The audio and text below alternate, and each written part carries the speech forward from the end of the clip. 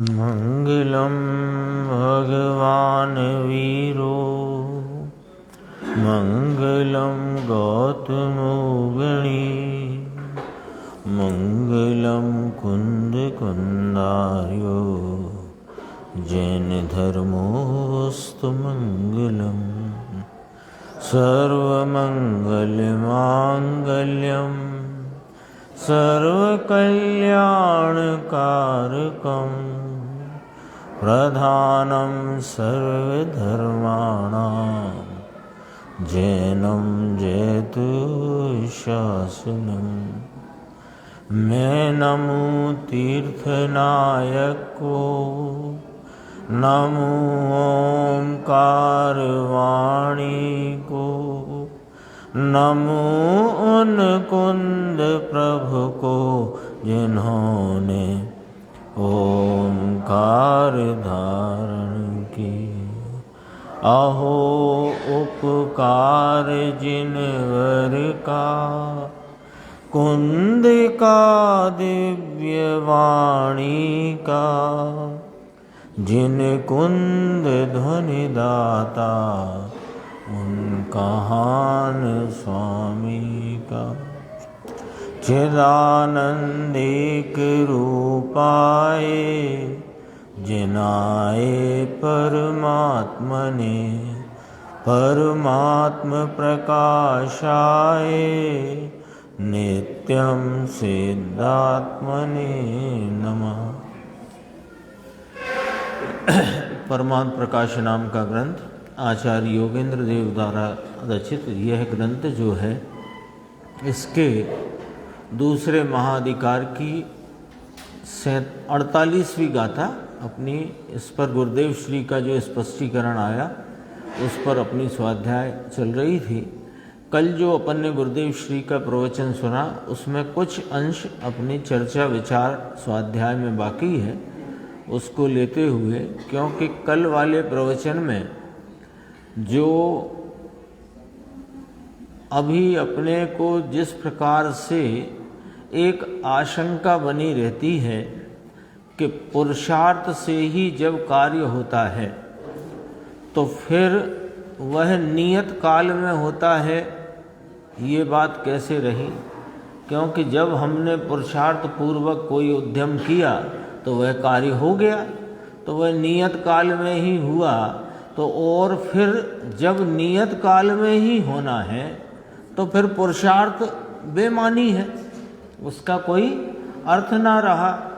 तो ये आशंका यद्यपि अपन गुरुदेव श्री के द्वारा स्पष्टीकरण आचार्य भगवंतों की कथनी सबको सुनते हैं, पढ़ते हैं, विचार करते हैं, तथापि उस संबंध में अपने निर्णय का जो दिशा है निर्णय की, वो एकदम स्पष्ट नहीं हो पाने से ये आशंका खड़ी रह जाती है।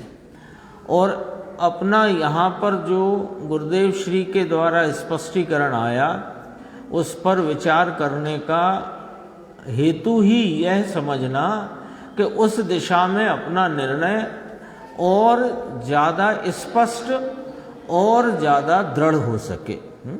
कल चर्चा आई थी, कल की चर्चा थोड़ी सी जोड़ के वहाँ लेते हैं अपन। ये पेज नंबर है 126।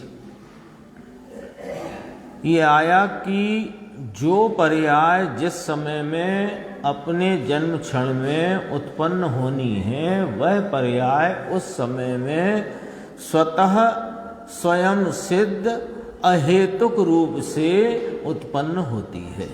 उसे पूर्व पर्याय की भी अपेक्षा नहीं और उस द्रव्य की भी अपेक्षा नहीं जो द्रव्य उस पर्याय में परिणमित हुआ है। ये बात आई थी ना प्रवचन सार की 101 102 गाथा। गुरुदेव ने तो 4 गाथाओं का संदर्भ लेकर ये पूरी चर्चा अपने सामने प्रकट की है। 99 100 101 102। देखो यहाँ कहते हैं कि यह है ना, उस पर्याय को पूर्व के व्यय की भी अपेक्षा नहीं, उसे ध्रुव की अपेक्षा नहीं। और वहाँ ऐसा कहा, यहाँ कहते हैं कि सम्यक दर्शन ज्ञान चारित्र की पर्याय द्रव्य के आश्रय से होती है। अनादि से यह जीव की उपयोग रूप वृत्ति का निरंतर परिणमन है। उस उपयोग की वृत्ति में अब तक जो बहिर्लक्षी या बाह्य विषयों में ही प्रवृत्ति रहने से इसको सम्यक दर्शन ज्ञान चारित्र का परिणति में प्रकटपना नहीं हुआ। तो कैसे होए? अब प्रश्न ये हुआ कि सम्यक दर्शन ज्ञान चारित्राणि मोक्ष मार्गः, तो ये सम्यक दर्शन ज्ञान चारित्र परिणति में प्रकट कैसे होए, ये प्रश्न आया। तो कहा कि यह तो अपने द्रव्य स्वभाव के लक्ष्य से होता है।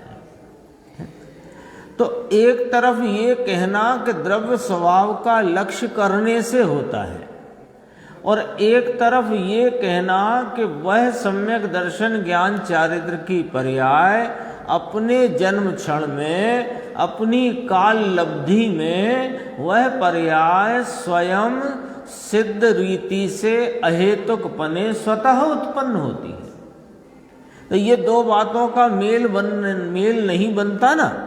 तब कहा कि सुनो भाई, पर्याय तो अपने षटकारक से या अपने षटकारक की सामर्थ्य से परिणमती हुई स्वतः स्वयं सिद्ध अहेतुक रूप से उत्पन्न होती है। जब ऐसी सम्यक दर्शन ज्ञान चारित्र की पवित्र पर्याय प्रकट हुई, उस समय उस पर्याय का लक्ष्य द्रव्य स्वभाव की तरफ था, यह ज्ञात कराया जाता है ना। अब एक बात, दूसरी बात कि ये जो सब पर्यायें अपने क्रम नियमित रूपता से अपने जन्म क्षण में उस समय के स्वयं सिद्ध अहेतुक भाव रूपता से उत्पन्न होती हैं, इस बात का निर्णय पर्यायों को देखकर नहीं अपितु द्रव्य स्वभाव की दृष्टि होने से होता है। तो दोनों बातें घटित हो गई ना। अब देखो आगे बात आती है। इसका अर्थ है कि यह कि उसका लक्ष्य वहां जाता है, बस इतना, यही पुरुषार्थ है, इसी को पुरुषार्थ कर लो। दोनों बातें कहीं। कल तो अपन ने 5 समवाय एक समय में घटित किए थे ना, जो गुरुदेव श्री की व्याख्या से।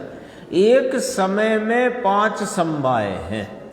तो आप अपनी बुद्धि लगा करके कि पहले निमित्त को जुटाऊं अथवा पहले उद्यम करूं तो फिर काल लब्धि से वो पर्याय होएगी, ऐसा नहीं है। अथवा भवितव्यता से होना होगी, जो जिस समय में वो होगी। तो ये निर्णय कहाँ देखकर करोगे? समवायों को देखकर, पर्यायों को देखकर, कि द्रव्य स्वभाव को देखकर। ये तो जिस समय कार्य हुआ उस कार्य की विवक्षा का निरूपण है, उस कार्य की विवक्षा है, निरूपण है।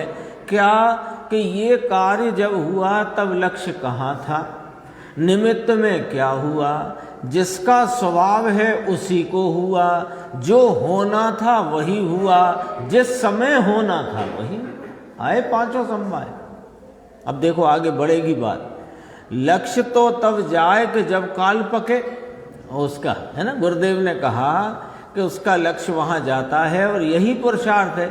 अब उसने फिर अपनी घुमाई प्रश्नकार ने कि साहब लक्ष्य भी तो तभी होएगा जब काल पकेगा। तो कहा लक्ष्य जाता है तभी काल पक गया, ये तेरे जानने में आया, अथवा काल पकने पर कार्य होता है, अपने जन्म क्षण में कार्य होता है। ये द्रव्य स्वभाव के लक्ष्य बिना तो तुम ये निर्णय कर ही नहीं सकते। धारणा में कहते रहो, धारणा में कहते रहो कि सब काम क्रम नियमित है, उसका जन्म क्षण होगा तब होगा, जब धर्म प्रकट होना होगा तब होगा, जब सम्यक दर्शन प्रकट होना तब होगा। बात तो ठीक कह रहे हो, लेकिन कहाँ खड़े रहकर कहते हो ये बात?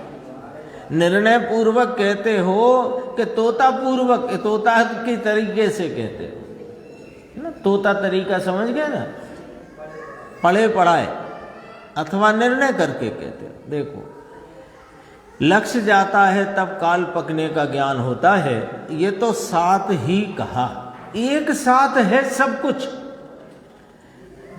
तब काल लब्धि का ज्ञान हुआ कि इस समय यह होने वाला था, उसका ज्ञान हुआ। यों तो काल लब्धि की धारणा की थी, धारणा में लेके बैठे थे, है ना। कभी आपने शेर नहीं देखा हो चलता फिरता, अब आप धारणा में लेकर के बैठे हो तो भले शेर का स्वरूप धारणा में ठीक जाना हो, लेकिन शेर तो नहीं जाना ना। मिस्री ले चलो, शेर की बात छोड़ो, मिस्री की बात करते हैं। मिस्री का सारा ग्रंथ पढ़ लिया आपने, कहाँ बनती है, कैसे बनती है, क्या होता है, उसका स्वरूप क्या, उसका स्वाद क्या, सब ग्रंथ पढ़ लिया। और बराबर कोई मिस्री के बारे में आपका इंटरव्यू ले तो आप हर बार 100 में 100 नंबर, लेकिन स्वाद मिस्री का अब तक लिया नहीं, तो बताओ मिस्री को जानते हैं कि नहीं। ये वाली बात है। आगे देखो, पंडित टोडरमल जी साहब की बात यहाँ से अपने को शुरू करना है। परंतु उस काल लब्धि को मोक्ष मार्ग प्रकाशक में क्या कहा?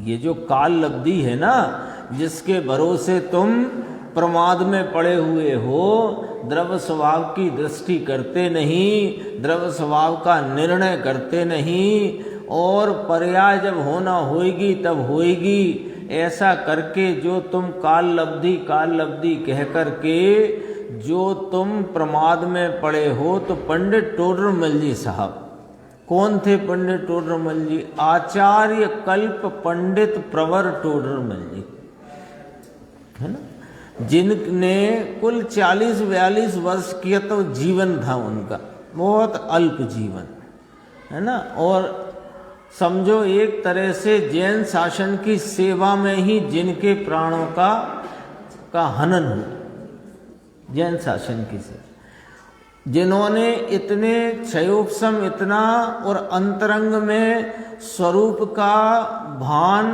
उसके आधार से इतने उच्च कोटि के ग्रंथों की रचना की, यानी गोमट सार जैसे ग्रंथ की, सम्यक ज्ञान चंद्रिका नाम की टीका की, मोक्ष मार्ग प्रकाशक तो अपन सबको पता ही है। वे पंडित प्रवर टोडरमल जी, आचार्य कल्प पंडित प्रवर टोडरमल जी, वे कहते हैं कि काल लब्धि भवितव्यता कोई चीज नहीं। ये क्या कह दिया साहब कि तुम ये जो भवितव्यता के भरोसे, और देखो होगा वही जो भवितव्य है, और होगा तभी जबकि काल लब्धि है, लेकिन तुम इसके भरोसे बैठकर पर्यायों की दृष्टि से ही तुमने पज्जय मूढ़ा पर समया अनादि से मिथ्यात्व का सेवन किया है, और अब भी उस पर्यायों में ही बैठकर ग्रंथ में कही गई बात का मर्म तो समझते नहीं, और कहते हो कि भवितव्यता होगी तब हो जाएगा, जब काल लब्धि आएगी तब हो जाएगा। तो सुनो, काल लब्धि भवितव्यता कोई चीज नहीं है। जब कार्य पुरुषार्थ से होता है, उस समय को उस कार्य की काल लब्धि कहा जाता है। मोक्ष मार्ग प्रकाशक में लिया है ना। और देखो आगे चलते हैं इसी पेज पे। ऐसी एक समय की पर्याय की सत्ता का स्वीकार कब होए, है ना। एक समय की पर्याय की सत्ता, ऐसी, है ना, दो बात लिखी। ऐसी समय माने एक समय है, ऐसी एक समय की पर्याय की सत्ता का स्वीकार। कैसी एक समय की पर्याय? कि एक समय में जो सतरूप भाव को धारण किए हुए है, ऐसी एक समय की पर्याय। सतरूप है ना, एक समय में वह पर्याय उस समय का सत है। सत नाम अस्ति धराता भाव है, मौजूद भाव है, उसकी सत्ता है, अस्तित्व है। तो उस अस्तित्व का सत्ता का क्या स्वरूप, कि सत का तो सीधी सीधी एक बात है कि सत स्वयं सिद्ध होता है और सत अहेतुक होता है। ये कहां से निकाली बात? सरल है, देखो बहुत सरल है। देखो निर्देश भाई, है हमने कहा ना है, सत कैसे ज्ञात हुआ, या सत का निरूपण या सत की स्वीकृति काय पर से है से है ना, है पने पर से। अब जब है तो उसमें प्रश्न क्या है बता, है अब उसमें प्रश्न क्या, अब उसमें हेतु क्या, अब उसमें अन्न की मदद की क्या बात, वो तो है ही ना उस समय। इसके लिए एक दृष्टांत पहले भी याद किया अपन ने, पुनः याद करते, वो सिर्फ उस भाषा पर से पकड़ना, भाषा ये जो है वो है ही उस भाषा को पकड़ना। कि पहले हम जब स्कूल जाते थे ना छोटी उम्र में, तो थोड़े लेट हो गए, क्लास चालू है, अब क्लास चालू है, लेट हो गए और जो अध्यापक महोदय हैं वे पढ़ा भी रहे हैं, अब अंदर घुसना है। तो अब नियम तो ये कहता है कि दरवाजे पे खड़े होकर पूछो मे आई कम इन सर, पर वो हड़बड़ाहट इतनी है कि सीधे घुसे चले गए और अंदर जाकर के वहां पूछ रहे हैं मे आई कम इन सर। तो अध्यापक महोदय बोले अब तुम हो ही यहां, अब इसमें क्या प्रश्न करना तुम्हें, ये मे आई कम इन सर। ऐसे ही जो पर्याय है ही उसमें प्रश्न क्या प्रश्न है उसका। देखो गुरुदेव कहते हैं ऐसी एक समय की पर्याय की सत्ता का स्वीकार कब हो। धन्नालाल जी को संबोधित किया अपने, धन्नालाल जी थे ना ग्वालियर वाले पंडित जी साहब, काली टोपी लगाते थे, बुजुर्ग थे, जब यहाँ आते जाते थे हमने देखा तब। ये कहीं कोई बातें करने की बातें नहीं है। देखो गंभीरता, देखो ये पूरा जो प्रकरण चला आ रहा है ना 3-4 दिन से, इस प्रकरण की गंभीरता देखो भैया, ये बातें करने की बातें नहीं है ना।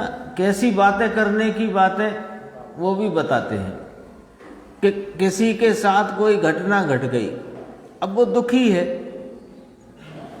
तो अपन ने जाकर के बातें करी, सब भैया सब भवितव्य था वही हुआ, जो होना था वही हुआ, प्रत्येक पर्याय क्रमबद्ध है, अपने समय पर होनी थी वही हुई। अच्छा है आपने वार्तालाप में इस प्रकार कहा, लेकिन ये बातें करने की बातें नहीं है। ये तो द्रव्य स्वभाव को लक्ष्य में लेकर पर्यायों की क्रमबद्धता को स्वीकार करके इस चैतन्य परमात्मा के अनंत गुणों की निर्मलता का भोग करो, उसका वेदन करो, अतीन्द्रिय आनंद का उपभोग करो। उपभोग शब्द क्यों कहा, बार बार वही आनंद लो। बापू ये है भगवान जगत में, ये है ना, ये है वो भगवान की बात नहीं कहते, ये है ना भगवान, यह भगवान। ऐसे भगवान क्यों कहा, भग नाम लक्ष्मी, बान माने उसको धरने वाला, धनवान, रूपवान, ज्ञानवान, ऐसे नहीं बोलते अपन। तो ये भगवान, भग नाम लक्ष्मी, ज्ञानादि लक्ष्मी का धरने वाला यह भगवान, ये है ना जगत में, ये जगत की हयाती धराती मौजूद अस्तित्व वाली सत्स्वरूप वस्तु है कि नहीं। तो है, तो इसकी सन्मुखता जब हो, आगे लिया, वह जब स्वभाव सन्मुख हो, सर्वज्ञ स्वभाव का भान प्रतीति हो। सर्वज्ञ स्वभाव यह चैतन्य परमात्मा में इसका भान और प्रतीति हो, तब सर्वज्ञ की पर्याय जगत में है। देखो ये बड़ी गजब की बात है। सर्वज्ञ परमात्मा की सर्वज्ञता को देखकर अपने सर्वज्ञ स्वभाव का निर्णय करे। दोबारा से, सर्वज्ञ स्वभाव की सर्वज्ञता को देखकर जानकर अपने सर्वज्ञ स्वभाव का निर्णय करे और अपने सर्वज्ञ स्वभाव के निर्णय पूर्वक इस सर्वज्ञ स्वभाव की सन्मुखता करके अपने सर्वज्ञ स्वभाव का अनुभव और प्रतीति करे, तब वे सर्वज्ञ हैं, तब मैंने ऐसा जाना। ये है बात। वे सर्वज्ञ परमात्मा हैं, वे अपने एक समय की ज्ञान की अवस्था में तीन काल तीन लोक को जानते हैं। अरे उनकी ये पर्याय यह कह रही है कि तुम भी स्वभाव से ऐसे ही हो, और जब यह निर्णय करो फिर उस निर्णय का अनुसरण करके इस चैतन्य परमात्मा के अनंत गुणों के निर्मल भाव का वेदन संचेतन प्रतीति हो, तब यह तुम्हारे निर्णय हुआ कि जगत में वे सर्वज्ञ भगवान हैं। ऐसी बात है।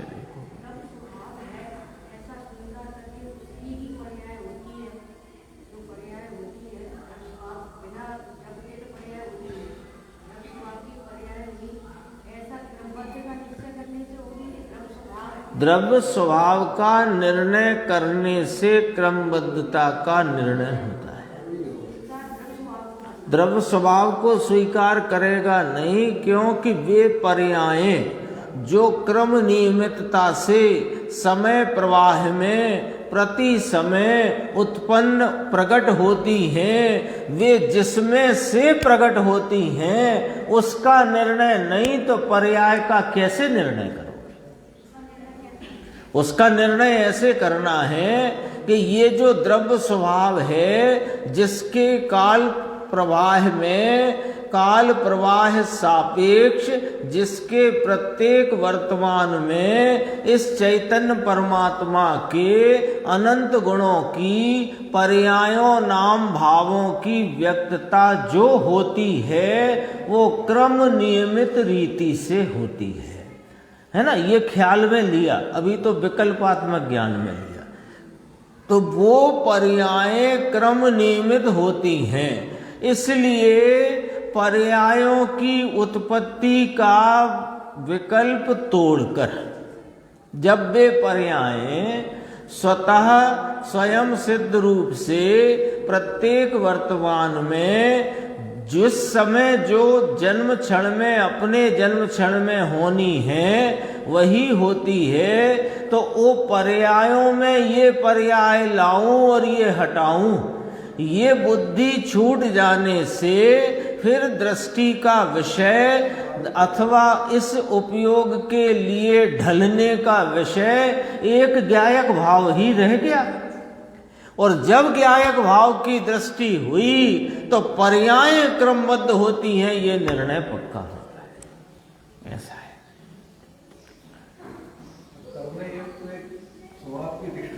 स्वभाव का निर्णय और निर्णय का अनुसरण है ना। दो स्टेप में बात कही।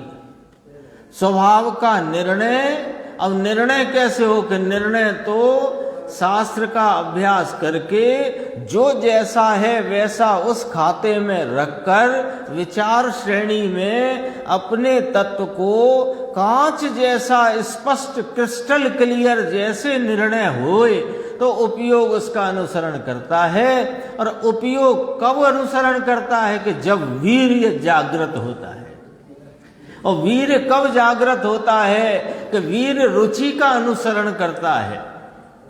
यदि द्रव्य स्वभाव की रुचि होगी तो वीर इधर को ढलकर आएगा, और पर्यायों की रुचि होगी तो वीर उधर को ढलकर जाएगा।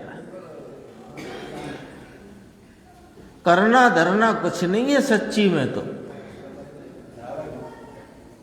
जैसा है वैसा जानना, यथार्थ रीति से दृढ़ता से स्वीकार करना और रुचि के लायक जगत में एकमात्र तत्व है तो वो अपना निज ज्ञायक परमात्मा है,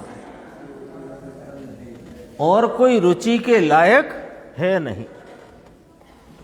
देखो आगे बढ़ते हैं, घड़ी जल्दी बढ़ती है, अपन धीरे रह जाते हैं। जब वह स्वभाव सन्मुख हो, सर्वज्ञ स्वभाव का भान प्रतीति हो, तब सर्वज्ञ की पर्याय जगत में है ऐसी इसको व्यवहार से प्रतीति हो। अब इसमें व्यवहार क्या आ गया जसवंत भाई?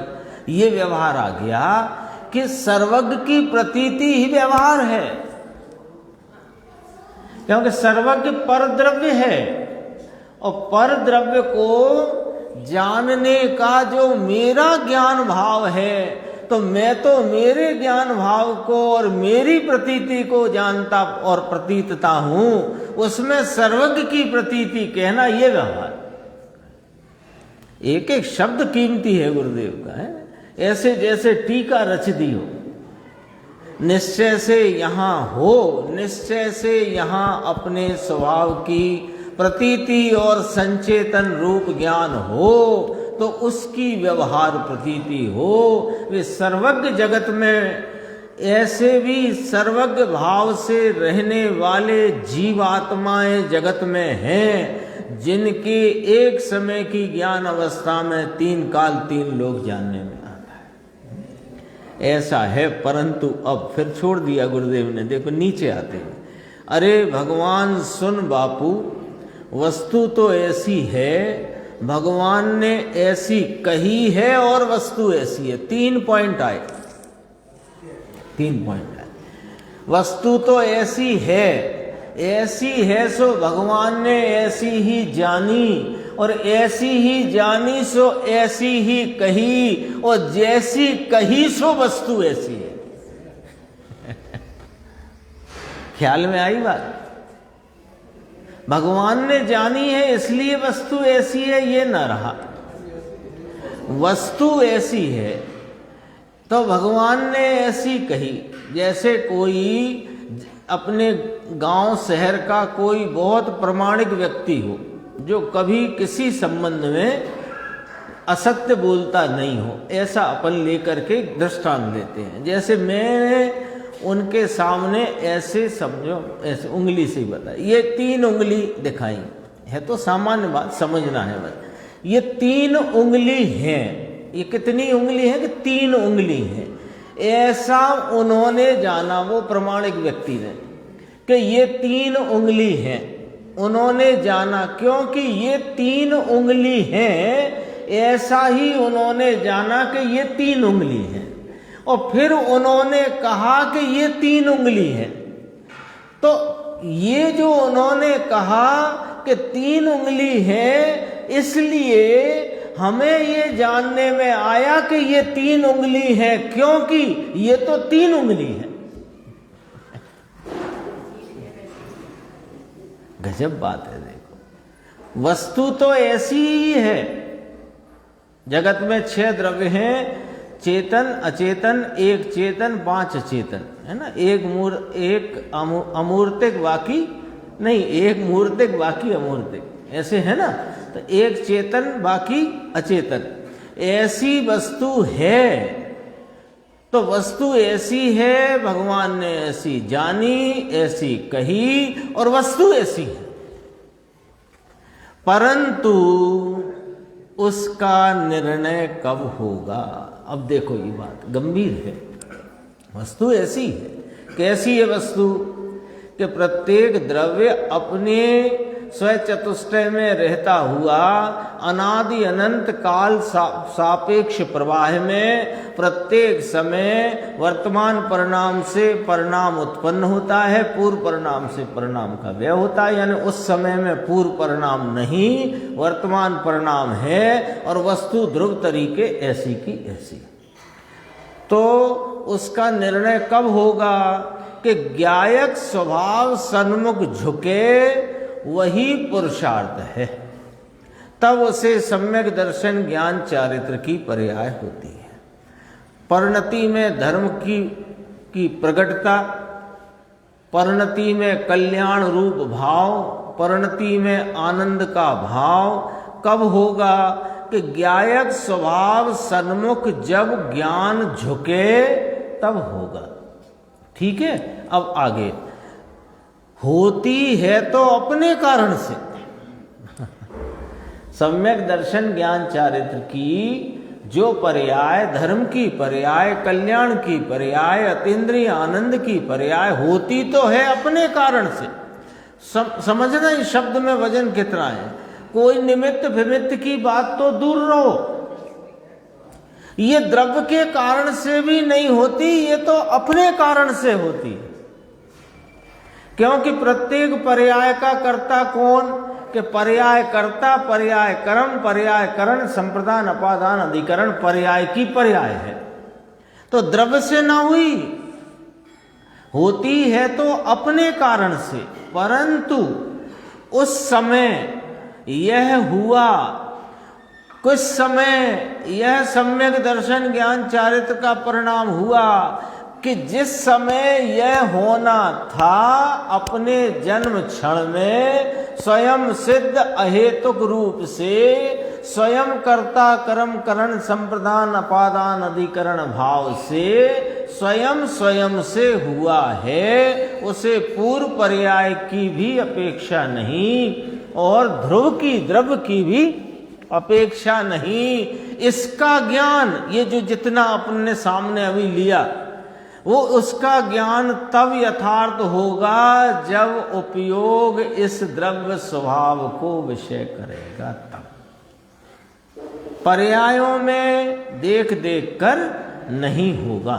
समझ में आया? अरे इतनी सूक्ष्म बातें। तो गुरुदेव कहते हैं तत्व ज्ञान सूक्ष्म वस्तु है। तत्व ज्ञान सूक्ष्म है। सूक्ष्म क्यों है? कि देखो भाई, इसलिए सूक्ष्म है कि वस्तु सूक्ष्म है। ये द्रव्य है ना, आत्मा द्रव्य, ज्ञानादि अनंत गुणों का एक रूप आश्रयभूत भाव, ये जो द्रव्य है, ये द्रव्य सूक्ष्म क्यों कहा? कि इसका प्रति समय होता हुआ परिणाम वो उत्पन्न होता है, विनष्ट होता है ना। अपन रोज कहते हैं सूक्ष्म है, तो सूक्ष्मता क्या है वो भी थोड़ा अपन समझते चलते हैं कि वो जो प्रति समय नवीन परिणाम उत्पन्न होता है और पूर्व का परिणाम विनष्ट होता है, व्यय होता है ना। अब समय कितना छोटा, समय कितना सूक्ष्म, तो समय इतना सूक्ष्म समझने के लिए है कि एक सेकंड में असंख्यात समय होते हैं। एक सेकंड में असंख्यात समय जाते हैं। संख्यात कितना होता है कि डिजिट होते हैं ना, इकाई, दहाई, सैकड़ा, हजार, 10,000, लाख, 10 लाख ऐसे लिखते हैं ना। ऐसे 45 बिंदियां लगाओ, ऐसे उल्टे लगाने पड़ती ना बिंदी, इकाई, दहाई। वैसे तो अपनी सब लेफ्ट टू राइट चलती है लिखावट, पर इसमें ऐसे चलेगी, राइट टू लेफ्ट। तो इकाई, दहाई, सैकड़ा, हजार ऐसे लगाते, तो ऐसे 45 बिंदियां लगाओ, फिर अंक लगाओ एक का। इतनी संख्या तो संख्यात में आती है, और इसके बाद की जितनी संख्या है वो असंख्यात में आती है। एक थोड़ा अंदाज कराता हूं मैं, एक सेकंड में असंख्यात समय, और एक समय में नवीन परिणाम की उत्पत्ति और पूर्व परिणाम का विनाश। जब उस एक आत्मा के या कोई जगत की वस्तु, अपन तो आत्मा की बात करते हैं, तो आत्मा का एक परिणाम इतना सूक्ष्म है, तो उसको समझना सूक्ष्मता से समझना पड़ेगा कि नहीं समझना। इसलिए कहा तत्व ज्ञान सूक्ष्म है। इसलिए कहा एक आत्मा गुण कितने के अनंत, अनंत कितने कि आकाश के प्रदेश जितने अनंत, उससे अनंत गुने एक आत्मा में गुण। तो सूक्ष्मता का जरा अंदाज लगाओ वस्तु के स्वरूप का, तो सूक्ष्म तो होगी, तो थोड़ी बुद्धि को तो सूक्ष्म करके समझना पड़ेगा, है ना। ये और ये बात अपन कहें कि ज्यादा सूक्ष्म मत करो, तो ज्यादा सूक्ष्म क्यों ना करें, वस्तु सूक्ष्म है तो मोटी मोटी चलने दो, जो सबकी समझ में आए। तो सबकी समझ में आने वाली सबने समझ ली है, फिर क्या कर लिया? जो समझना था वो समझ लिया, फिर तुमने क्या कर लिया सो बताओ। यदि अब तक जितना समझा मोटा मोटा पढ़कर, समझकर, अभ्यास करके, परीक्षा देके, जैसे भी, तो उसमें तुम्हें यदि इस चैतन्य परमात्मा के आनंद आदि भाव की प्राप्ति हुई तो आपका कोटि कोटि अभिनंदन है। और नहीं आया है तो फिर सूक्ष्मता से समझो भैया, है ना। जब वो इंजीनियरिंग में पढ़ने जाते हो तो वो 1,00,000, 2,00,000, 10,00,000, 20-50 लाख की सैलरी के लिए कितनी माथाखोड़ी करते हो। यहाँ तो थोड़ी करो, उससे भी आधी करो, तो ये जन्म जन्म के पातक मिट कर के, दुख मिट कर के परिणति में वह आनंद प्रकट होगा कि जो आनंद स्वर्गों में भी देवों के नहीं कहा। थोड़ी दरकार तो करो इसे समझने।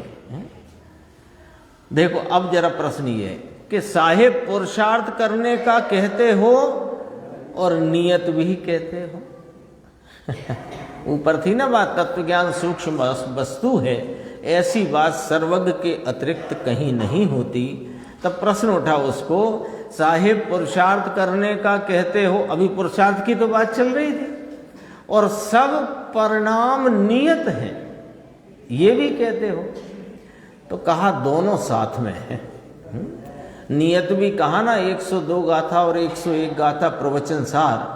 जिस समय में जिसका उत्पाद उस पर्याय का उस समय में वही होता है, ऐसे उत्पाद को, मोक्ष मार्ग की पर्याय के उत्पाद को, सम्यक दर्शन ज्ञान चारित्र की पर्याय के उत्पाद को व्यय की अपेक्षा नहीं, ध्रुव की नहीं।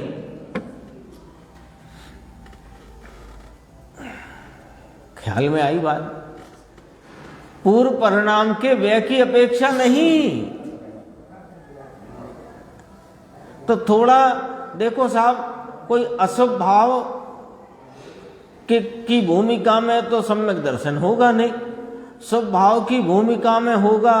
कि भूमिका तुम्हें जो कहना है सो कह लो, हम उसकी इनकार नहीं करते हैं, लेकिन हम ये पूछते हैं कि वो सम्यक दर्शन के शुद्ध भाव रूपता, आनंद भाव के परिणाम की उत्पत्ति को पूर्व के शुभ भाव की अपेक्षा ही नहीं, तुम काय को उसके पीछे पड़े होगा। क्या होगा वो उसके क्रम में क्या आता है उसका वर्णन भले इसी प्रकार आएगा, क्योंकि होता इसी प्रकार, लेकिन उसे अपेक्षा नहीं है। अरे इस द्रव्य ध्रुव भाव की अपेक्षा नहीं। देखो क्या कहा, उस पर्याय का उस समय में वही होता है, ऐसे उत्पाद को, मोक्ष मार्ग की पर्याय के उत्पाद को व्यय की अपेक्षा नहीं, ध्रुव की नहीं, राग की, मंदता के व्यवहार की तो नहीं, नहीं और नहीं। आ गया स्पष्ट? अब अपन क्या हिसाब किताब लगाते रहते हैं, इतने दिन हो गए 7 स्वाध्याय करते हुए हैं, कुछ परिणाम तो मंद हुए नहीं, हमारे नहीं हुए, दूसरे के भी झांक रहे हैं अपन, इनके हुए कि नहीं हुए, खुद के भी झांक रहे हैं, हमारे हुए कि नहीं हुए। अरे तुम परिणामों की मंदता जब कार्यकारी नहीं है तो क्यों उसके पीछे पड़े? अरे पीछे पड़ना है तो उसके पड़ो कि जिसकी दृष्टि से आनंद की उत्पत्ति होती है। कितनी बार कहा, राग की, मंदता के व्यवहार की तो नहीं, नहीं और नहीं। घड़ा होने का काल है, उस समय घड़ा की पर्याय उत्पन्न होती हो, वह उसका निज क्षण है, उसे कुम्हार की आवश्यकता नहीं है। गजब बात है ना, सुना नहीं, ये बात थी नहीं, समझ में आए? थी नहीं बात, थी नहीं माने आपने पैदा कर दी कि नहीं, नहीं, बात वातावरण में नहीं थी, शास्त्रों में तो थी, भगवान की दिव्य ध्वनि में तो आई थी, लेकिन वातावरण माने समाज में चर्चित नहीं थी। एक शब्द लिया गुरुदेव ने, चर्चित नहीं थी। देखो फिर यहाँ एक प्रश्न आया, साहिब निमित्त से होता नहीं तो फिर निमित्त का काम क्या? फिर काय को पूरे शास्त्रों में निमित्त निमित्त निमित्त की बातें लिख दी? जब निमित्त से होता नहीं तो निमित्त की चर्चा इतनी क्यों शास्त्रों में? तो कहा कि वह एक दूसरी चीज है। अब देखना टेक्निकल इसका जवाब, निमित्त होता है उसका टेक्निकल जवाब देखना। ज्ञान का स्वयं पर प्रकाशक स्वभाव है। ज्ञान है ना, मैं ज्ञायक भगवान, ज्ञान मेरा स्वभाव, प्रति समय ज्ञान का स्वयं पर प्रकाशक परिणमन है ना। तो स्वयं पर प्रकाशक स्वभाव है तो पर प्रकाशक है कि नहीं? स्वयं पर प्रकाशक ज्ञान है कि नहीं? तो ये चैतन्य परमात्मा जिस ज्ञान की पर्याय में विषय बना उसमें स्वयं वस्तु विषय बनी, तो उस विषय वस्तु बनने के बाद फिर यह मैं स्वयं हूँ ऐसा जो ज्ञान खड़ा है, तो वहाँ कोई पर प्रकाशित है कि नहीं? इसमें थोड़ा भेद है। आप कहो तो बताऊं, आप कहो तो आगे बढ़ जाऊं। देखो, जब स्वरूप की तरफ लक्ष्य है, उपयोग छदमस्त का जब स्वरूप को लक्ष्य किए हुए है, तब वहां भी स्वयं पर प्रकाशक है। वहां पर अभेद अखंड चैतन्य वस्तु स्वयं रूप से प्रकाशित है, और वहां पर आनंद आदि भावों का जो वेदन है वो पर प्रकाशक रूप से है। पर वस्तु निमित्त निमित्त कुछ नहीं यहाँ पर। अब जब वहां से उपयोग च्युत हुआ खिसका, तो वहां पर प्रतीति हो चुकी है कि मैं तो अभेद अखंड ज्ञायक परमात्मा हूं। तो अब जो भले बहिर्लक्षी ज्ञान है उसमें भी स्वयं रीति से जानने में आता हुआ, और निमित्त आदि पर चीज है ऐसा पर प्रकाशन ज्ञान भाव शुद्ध ज्ञान की स्वयं पर प्रकाशक पर्याय में होता है। ये वाली बात है? आनंद के साथ अकेला आनंद तो नहीं है ना पर्याय में, वहां सम्यक श्रद्धा का भाव है, उपयोग की लीनता का भाव है, शांति का भाव है, आनंद का भाव है, प्रभुता विभुता आदि अनंत गुणों के निर्मल भाव हैं। वे वेदन में है कि नहीं जब आत्मा विषय बना हुआ है? जब यह आत्मा को विषय तो अभेद अखंड आत्मा को बनाया है, लेकिन उसको विषय बनाने से आत्मा तो पर्याय में आया नहीं है। तो ज्ञान की पर्याय में वेदन किसका आया है कि इसके गुणों की निर्मल प्रगटता का वेदन आया है। तो निर्मल गुणों की प्रगटता आनंद सुख शांति चारित्र वीर श्रद्धा आदि जो भाव भिन्नता है, वो भाव भिन्नता खंड का भेद रूप है ना, वो भाव भिन्नता पर प्रकाशन है, और अखंड एक आत्मा स्वयं प्रकाशन है। वो भेद है ना। अभी पर से मतलब नहीं है, अपने में ही यहाँ अभेद सो स्वयं भेद सो पर, ऐसे करके।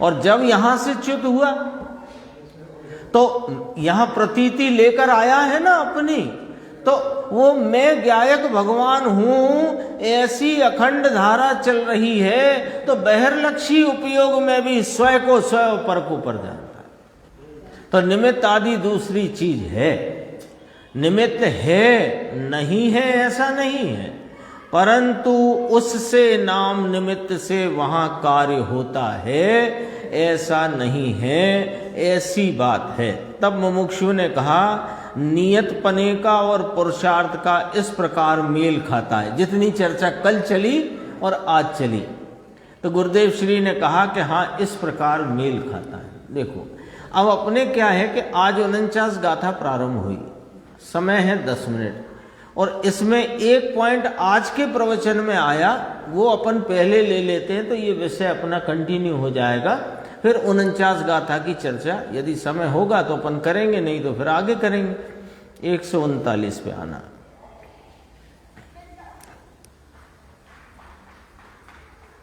क्योंकि वो जो विषय अपना चल रहा है ना, उसी को यहाँ पर गुरुदेव ने आज के प्रवचन में लिया है।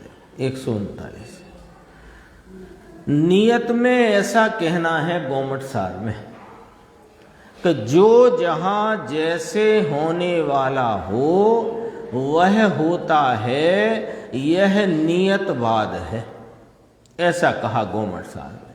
तो नियतवाद है, तो वो नियतवाद क्यों कहा कि गोमट सार में जो सिद्धांत ग्रंथ है वहाँ निमित्त नैमित्तिक संबंध के आधार से सारी चर्चा है ना।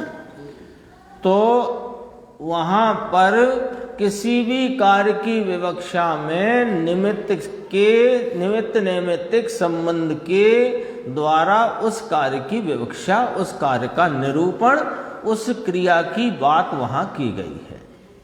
तो वहाँ इसको नियतवाद कहा। क्यों कहा कि एक जन्म क्षण में ही पर्याय स्वतः स्वयं सिद्ध हेतुकपने उत्पन्न होती है, और पुरुषार्थ आदि और वहाँ स्वभाव आदि जो भाव हैं उनको तुम भुला ना देना, इसलिए वहाँ इसको नियतवाद कहा। सिद्धांत ग्रंथ है ना। अब देखो, और ये प्रवचन सार द्रव्यान योग का ज्ञान प्रधान शैली का ग्रंथ है, और समय सार जो है और ये जो परमात्म प्रकाश है ये द्रव्यान योग का अध्यात्म शैली का दृष्टि प्रधान ग्रंथ है। देखो यहां ऐसा कहा, वापिस प्रवचन सार वही चल रही अपनी 101 102 कि जिस समय में जिस प्रकार से जिस समय पर्याय होनी है उस काल में वही होगी। ये चर्चा कार्तिकेय अनपेक्षा में भी गाथा आई ऐसी, कार्तिकेय अनपेक्षा में भी ऐसी गाथा आई है। जो परिणाम, जो कार्य या जो परिणाम जिस समय में, जिस विधि से, जिस क्षेत्र में, जिस निमित्त से होना है, ऐसा करके आई है ना एक गाथा कार्तिकेय अनपेक्षा में। तो वही भाषा गुरुदेव ने यहाँ थोड़ी ली तो प्रवचन सार के आधार से। बात तो एक ही है। जिस समय में काल अवधि, जिस प्रकार से निमित्त, जिस समय उसका निक्षण पर्याय होनी है उस काल में वही होगी भवितव्य। आगे आगे नहीं आ गया। ये नियतवाद नहीं है भाई, ये पुरुषार्थ से हुई पर्याय है। क्या पुरुषार्थ आ गया इसमें? देखो इसमें क्या पुरुषार्थ आ गया कि ये स्वीकार करना कि जिस समय में जिस द्रव्य की जो पर्याय जिस प्रकार से जिस समय होनी है वही होती है, ये स्वीकार करना पर्याय पर दृष्टि रख के नहीं होता, द्रव्य स्वभाव की दृष्टि से होता है। इसलिए यही पुरुषार्थ हो, पुरुषार्थ पूर्वक ये बात आई है सामने। देखो ये नियतवाद नहीं है, ये पुरुषार्थ से हुई पर्याय है। उसमें पांचों समवाय वहां लागू पड़ते हैं। स्वभाव लागू पड़ता है, पुरुषार्थ लागू पड़ता है, काल अवधि लागू पड़ती है, भवितव्यता लागू पड़ती है, निमित्त लागू पड़ता है। कैसे? कि अब देखो सम्यक दर्शन की पर्याय हुई है ना, तो सम्यक दर्शन की पर्याय हुई। ये एक क्षेत्र अवगाह में असमान जाति द्रव्य पर्याय रूप से यहाँ एक चेतन तत्व है, मोटी मोटी बात करते हैं, एक चेतन तत्व है और द्रव्य कर्म नौ कर्म रूप अचेतन द्रव्य है कि नहीं है? इसीलिए तो असमान जाति द्रव्य पर्याय का। असमान जाति माने अचेतन और चेतन दो असमान, और उन दोनों द्रव्यों की अपनी अपनी उनकी पर्याय, और उन पर्यायों को एक पर्याय रूप से देखना मनुष्य देव नरक त्रियंच आदि, ये असमान जाति द्रव्य पर्याय। ठीक है। अब देखो यहां रहे चेतन वस्तु को अपने स्वभाव के भान पूर्वक जो सम्यक दर्शन का निर्मल पवित्र श्रद्धा का परिणाम हुआ। अब हम पूछते हैं कि वो श्रद्धा का परिणाम चेतन द्रव्य को हुआ यहाँ पर, कि द्रव्य कर्म को हुआ, कि नौ कर्म को हुआ?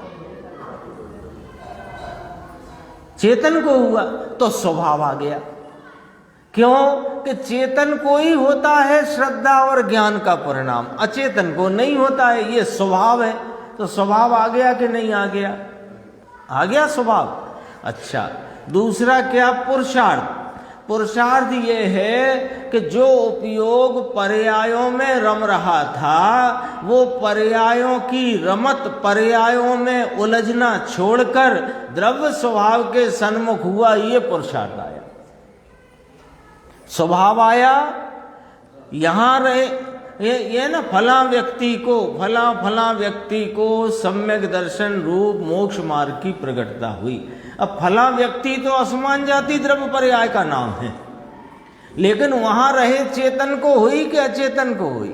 तो जिसका स्वभाव है उसे हुई, तो स्वभाव आया। स्वरूप का लक्ष्य करने से हुई, पुरुषार्थ आया। जिस समय होना थी उस समय ही हुई, काल लब्धि आई। और चौथा क्या कहा था मैंने? और काल लब्धि भवितव्यता। और वह सम्यक दर्शन रूप परिणाम ही होना था, वही हुआ। भवितव्यता, जो होना है वही हुआ। और निमित्त में वहां एक दूसरी चीज है, दर्शन मोहिनी कर्म, वह उपसम अथवा छह उपसम भाव को, छह भाव को प्राप्त हुआ, ये निमित्त हुआ। बोलो अब ये पांच एक समय में घटित हो रहे हैं कि पांच के पांच समय है? एक समय में है तो एक पर्याय जो स्वतः स्वयं सिद्ध सत अहेतुक है, वो उसकी सतपने में, उसकी स्वयं सिद्धता में, उसके अहेतुक पने में बताओ कौन सी बाधा पड़ गई? समझ में आई बात कि नहीं आई? न्याय समझ में आया। जब एक ही समय में पांचों समवाय घटित हैं तो इस समवाय से होता है और उस समवाय को होना चाहिए, ये बात तो रही नहीं ना। ये बात तो तब रहे कि पहले स्वभाव जागृत होए, फिर पुरुषार्थ होए, और फिर निमित्त कहे कि अब रुको जरा, मैं उपसमित होता हूं, क्षय करता हूं, क्षय उपसम करता हूं। फिर वो काल लब्धि कहे कि हाँ हो गई काल लब्धि, हो जाओ। और भवितव्यता कहे कि रुको अभी देखने तो दो होना क्या है। ऐसा हुआ क्या? एक समय में सब कुछ हो गया है ना। ऊपर से गेंद गिरी, तो गेंद गिरी, इसमें 5 समवाय लग गए कि नहीं? तो अब जब एक समय में पांचों समवाय घटित होते हैं तो वो तो उस एक समय में उत्पन्न कार्य की विवक्षा में पड़ने वाले घटक भेद हैं। तो उस पर्याय की सतपने में, स्वयं सिद्धता में, अहेतुक पने में 5 समवाय की व्याख्या से बाधा नहीं आती है, 5 लब्धियों की व्याख्या से बाधा नहीं आती है। क्यों नहीं आती? अरे जिस उत्पाद को व्यय की अपेक्षा नहीं, ध्रुव की अपेक्षा नहीं, उसको क्या तकलीफ होगी? देखो, पांचों समवाय वहां लागू पड़ते हैं। नियत में तो एक ही समवाय है, 4 नहीं है, इसलिए एक नियत मात्र को लेकर के तुम अपने सिद्धांत बनाओगे और पुरुषार्थ, स्वभाव और भवितव्यता, निमित्त आदि का ख्याल भी नहीं रखोगे। ये तो ख्याल माने हुई पर्याय का ज्ञान करने की बात है, वो नहीं रखोगे तो 4 नहीं रहे वहां। तो फिर क्या हुआ कि वो नियत बाद कहलाए, और पर्याय नियत होती है, ये धर्म कहलाए। इतना सब कहां लक्ष्य करने जाए, वीतराग का ऐसा मार्ग है बापू, ये बात थी ही नहीं।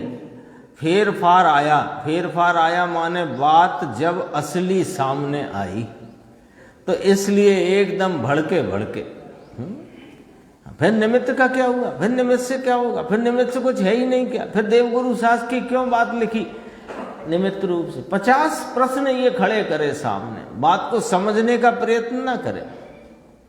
बापू तू भी भगवान है, एक समय की भूल टालने को तू समर्थ है, क्योंकि ये जीव को जो अनादि से भूल चली आई है वो एक समय की भूल है, एक समय की भूल है, एक समय की भूल टालने को समर्थ है।